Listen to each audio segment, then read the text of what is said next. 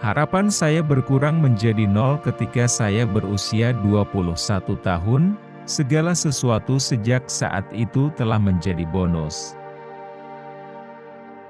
Membatasi perhatian kita pada hal-hal terestrial, sama dengan membatasi semangat manusia.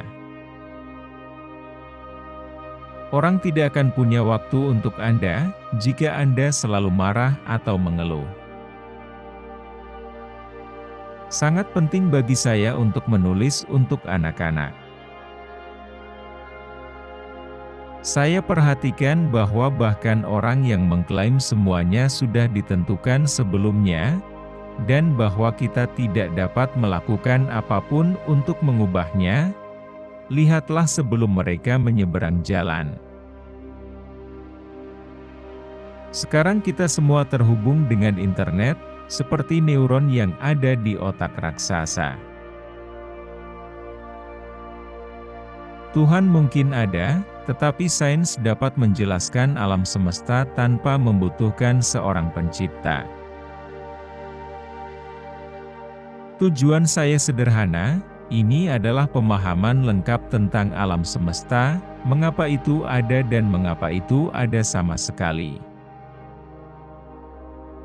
Jika Anda memahami alam semesta, Anda mengendalikannya dalam sebuah cara. Kita hanya perlu melihat diri kita sendiri untuk melihat bagaimana kehidupan cerdas bisa berkembang menjadi sesuatu yang tidak ingin kita temui. Bekerja memberi Anda makna dan tujuan, hidup kosong tanpa itu. Dalam dunia yang berada dalam kekacauan politik, sosial dan lingkungan, bagaimana ras manusia dapat bertahan 100 tahun lagi? Galileo, mungkin lebih dari orang lajang lainnya, bertanggung jawab atas lahirnya sains modern. Pencapaian terbesar umat manusia terjadi dengan berbicara, dan kegagalan terbesarnya adalah dengan tidak berbicara. Saya menganggap otak sebagai komputer yang akan berhenti bekerja ketika komponennya gagal. Tidak ada surga atau akhirat untuk memecah komputer, itu adalah kisah peri bagi orang-orang yang takut pada kegelapan. Saya pikir kita memiliki peluang bagus untuk bertahan cukup lama untuk menjajah tata surya. Tidak ada yang lebih besar atau lebih tua dari alam semesta. Menjaga pikiran yang aktif sangat penting bagi keberlangsungan hidup saya, seperti menjaga rasa humor. Saya ingin tahu mengapa alam semesta ada, mengapa ada sesuatu yang lebih besar daripada tidak sama sekali. Saya tidak berpikir umat manusia akan bertahan hidup 1000 tahun mendatang, kecuali kita menyebar keluar angkasa.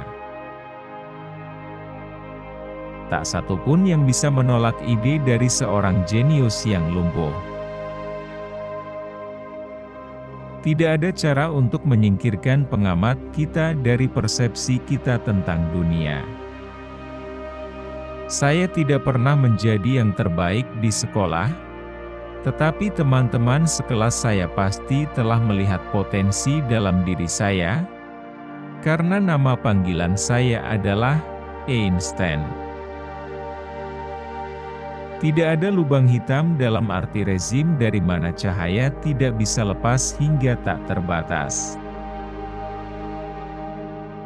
Betapapun sulitnya kehidupan, selalu ada hal yang dapat Anda lakukan dan sukseskan.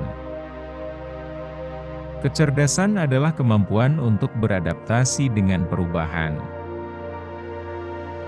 Masa lalu, seperti masa depan, tidak terbatas dan hanya ada sebagai spektrum kemungkinan. Ilmu pengetahuan dapat mengangkat orang keluar dari kemiskinan, dan menyembuhkan penyakit itu, pada gilirannya, akan mengurangi kerusuhan sipil. Saya tidak takut mati, tapi saya tidak terburu-buru mati. Pertama, saya memiliki begitu banyak keinginan yang ingin saya lakukan. Saya memiliki begitu banyak yang ingin saya lakukan. Saya benci membuang-buang waktu.